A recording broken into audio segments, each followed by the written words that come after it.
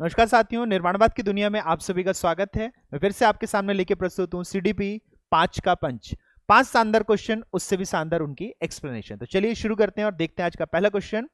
In which of the following fields was the first laboratory was set up in Leipzig, Germany? निम्नलिखित में से किस क्षेत्र में लाइप्जिग, जर्मनी में पहली प्रयोगशाला स्थापित की गई?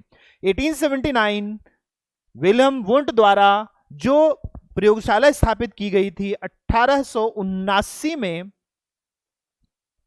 विल्हेम वुंट, जिन्हें हम फादर ऑफ मॉडर्न साइकोलॉजी कहते हैं, या साथ साथ इनको एक और नाम दिया जाता है फादर ऑफ एक्सपेरिमेंटल साइकोलॉजी, प्रायोगिक मनोविज्ञान के जनक कहा जाता है इनको, या आधुनिक मनोविज्ञान के जनक। तो इन्होंने पहली एक्सपेरिमेंटल साइकोलॉजी की लेबोरेटरी, जो प्रयोगशाला है, वो 1879 में लाइप्जिग जर्मनी में स्थापित करी थी और इसीलिए इन्हें फादर ऑफ साइकोलॉजी कहा जाता है। चलिए नेक्स्ट क्वेश्चन को देखें। Which is the second step in the problem solving method? Second step पूछा है, समस्या समाधान विधि में दूसरा चरण कौन सा है? तो दूसरा चरण अगर हम देखें, पहला चरण होता है recognition and definition of problem, समस्या का अभिज्ञान और परिभाषा। ये हमें देखने को मिलता है स्टेप 1, चरण 1। इसके बाद जब हम एक बारी हमने समस्या को परिभाषित कर दिया, डिफाइन कर दिया प्रॉब्लम को, फिर सेकेंड स्टेप करते हैं हम फॉर्मुलेशन ऑफ हाइपोथेसिस, हम परिकल्पना का निर्माण करते हैं। परिकल्पनाएं क्या होती है? What are hypothesis? जो किसी समस्या के लिए संभावित समाधान होते हैं, the expected solutions of the problem is called hypothesis. जो संभावित समाधान होते हैं उनको हम परिकल्पना कहते हैं। एक बार ही समस्या परिभाषित करी तो सेकंड स्टेप में हम समाधान करेंगे। इसके बेसिस पे फिर हम स्टेप 3 लेते हैं इसमें, तो हमें देखने को मिलेगा कि हम टेस्टिंग करेंगे। टेस्टिंग हाइपोथेसिस, हम परिकल्पना का परीक्षण करेंगे और परिकल्पना का परीक्षण करके यानी हम प्रयोग करते हैं। ये स्टेप 4 ले लेते हैं हम इसको।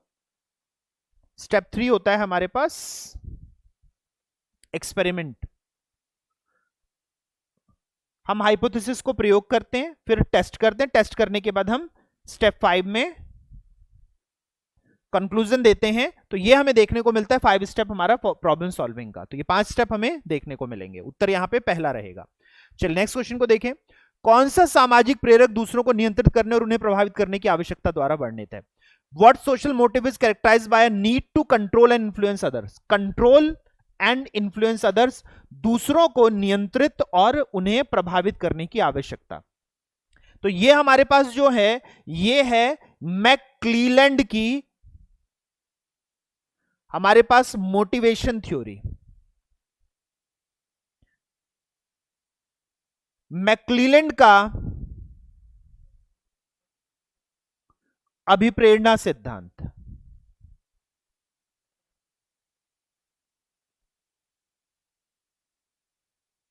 मैक्क्लीलैंड का अभिप्रेरणा सिद्धांत हमें देखने को मिलता है, जिसमें उन्होंने पावर, अचीवमेंट और एफिलिएशन मोड का बताया। पर्पस हमें कुछ बताया नहीं।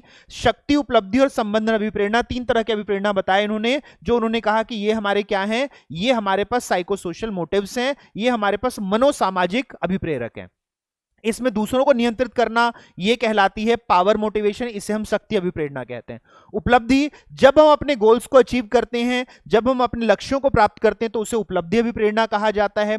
वहीं दूसरों के साथ प्रेम संबंध रखना, दूसरों के साथ ऑफिशियल संबंध रखना, अलग अलग तरह के संबंध रखना, ये कहलाता है एफिलिएशन मोटिवेशन। यानी ये हमारे सोशो नेचर का, जो हमारा सामाजिक अभिवृत्ति है, प्रकृति है, उसका आधार देखने को मिलता है मैक्क्लीलैंड के अनुसार। कौन सा? संबंधन, एफिलिएशन, मोटिवेशन। तो उत्तर यहां पे हमें क्या देखने को मिला? फर्स्ट, पावर मोटिवेशन, दूसरों को कंट्रोल करना, दूसरों को नियंत्रित करना। चलिए नेक्स्ट क्वेश्चन को देखें।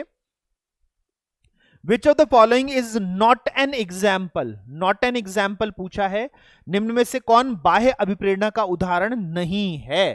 किसके लिए? बाह्य अभिप्रेरणा के लिए। तो सैलरी एक्सट्रिंसिक है। अगर हम देखें, नहीं पूछा है हमारे पास, तो सैलरी एक्सट्रिंसिक है। प्रेज, प्रशंसा भी बाह्य है। प्रमोशन भी बाह्य है। जुनून आंतरिक है। जुनून हमें क्या देखने को मिलता है? ये हमें देखने को मिलता है इंट्रिंसिक, ये आंतरिक है। तो इसीलिए आंसर हमें क्या देखने को मिलेगा? थर्ड, पैशन, किसी चीज का जुनून होना, ये एक आंतरिक अभिप्रेरणा है, ये एक इंट्रिंसिक मोटिवेशन है, इसीलिए आंसर यहां थर्ड रहेगा। चलिए नेक्स्ट क्वेश्चन को देखें। Which of the following is true when the teacher engages in guidance and counseling of the children with special needs in the school education?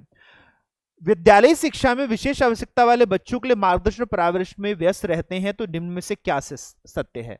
शिक्षक अगर मार्गदर्शन और परामर्श करेंगे तो क्या चीज सही होगी? कैसे टीचर एक हेल्प के रूप में देखेगा? टीचर का अपना प्रोफेशनल ग्रोथ होगा, टीचर को रिवॉर्ड, रिकॉग्निशन, प्रमोशन मिलेगी, प्रोत्साहन, मान्यता और पदोन्नति मिलेगी। बच्चा ज्यादा सिक्योर और इंगेज फील करेगा, मार्गदर्शन में बच्चा अधिगम की प्रक्रिया में सुरक्षित और अधिक व्यस्त महसूस करता है।